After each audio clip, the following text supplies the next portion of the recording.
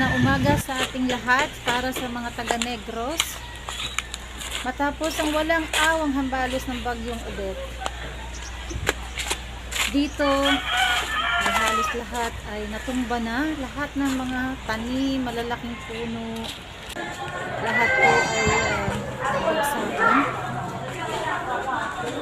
Dito sa evacuation center, nagsilbing pananggalang sa lakas ng ayan po nakikita natin, mga kababayan natin, mga kaibigan, kapatid natin na nagsisiksikan sa isang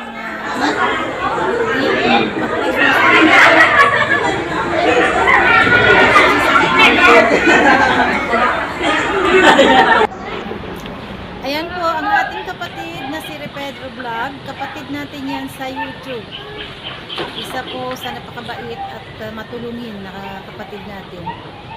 Kasama ang bahay ng atin niya na nawala ng bubong. Lahat po ay nagbagsakan dahil sa super lakas ng bagyong Odette.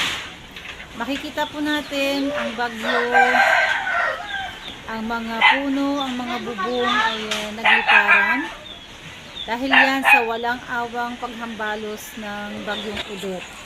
At halos mawala na ang buong bahay sa lakas ng hagupit ni Odette.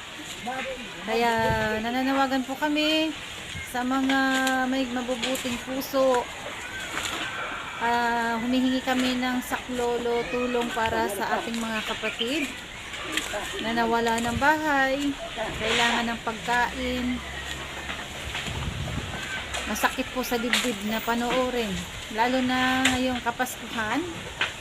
Sana po ay makabawi sila kaagad. Nakakaawa ang bakas na iniwanan ni Odette para sa kanila. Yun bang mahirap na ang buhay nila, lalo pa silang maghihirap ngayon dahil sa bagyo. Kaya ang dasal po at tulong nyo ay malaking bagay para sa kanila. Sana po ay may mabuting kalooban na makakita ng video na to para po sa kanila. Sa mga gusto po magpaabot ng tulong, i-PM lang po ako, G. Gamboa Franco para sa FB at si Ikim para sa FB sa Negros Occidental. Ayan.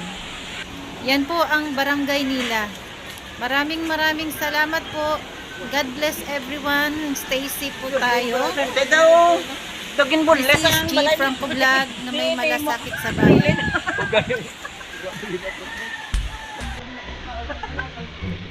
Tol, poste.